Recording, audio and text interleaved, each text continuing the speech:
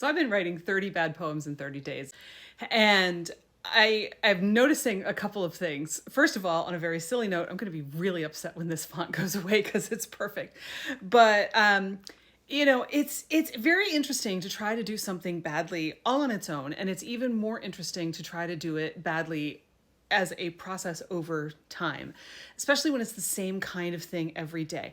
I think it might be a little bit easier if today was a bad poem and today I'm going to make up a bad song as I'm driving down the street.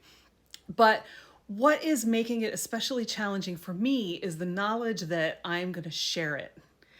And that is making it a whole lot harder to be as free with it as I really want to be. The pressure to sit down and write something every day is why I set the timer the other day, because I wanted to just force myself to get something out on paper. But what's happening when I'm doing that is that I'm really writing about my process and I'm not really writing about the poem. So it's going to be interesting because I want to try to take some of that back. I'm not exactly sure how I'm going to do that, but I'll let you know. And just kind of be in my own head without worrying about the fact that it's going to go out there or what I want to say, because I think that's actually more of what's getting in my way right now, is that I feel like there are things I want to say about this and it's hard not to try to put them into the poem. So there's that. Also, I wanted to reply to a couple of the comments that I have had on YouTube that I've found really, really interesting and helpful. The first one says, "You failed at writing a bad poem. Thanks for the inspiration. I want to try this."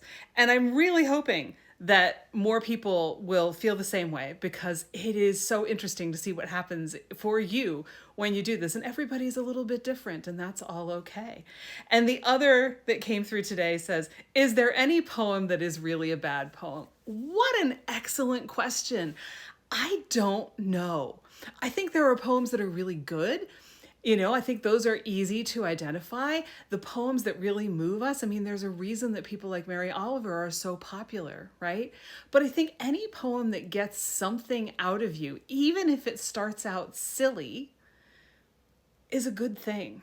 I mean, I've talked to poet John Rodell twice on my podcast, and he literally started out trying to be funny, writing letters to God and having conversations on paper with God, and was surprised when they turned into something more.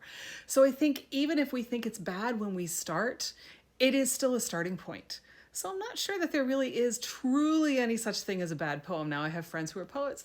They may differ. In any case, I hope you'll give it a try. I'm Nancy. I am a creativity and anti-perfectionism coach, and I'm here to help you get unstuck so you can get to the things that you love to do that hopefully we will love to.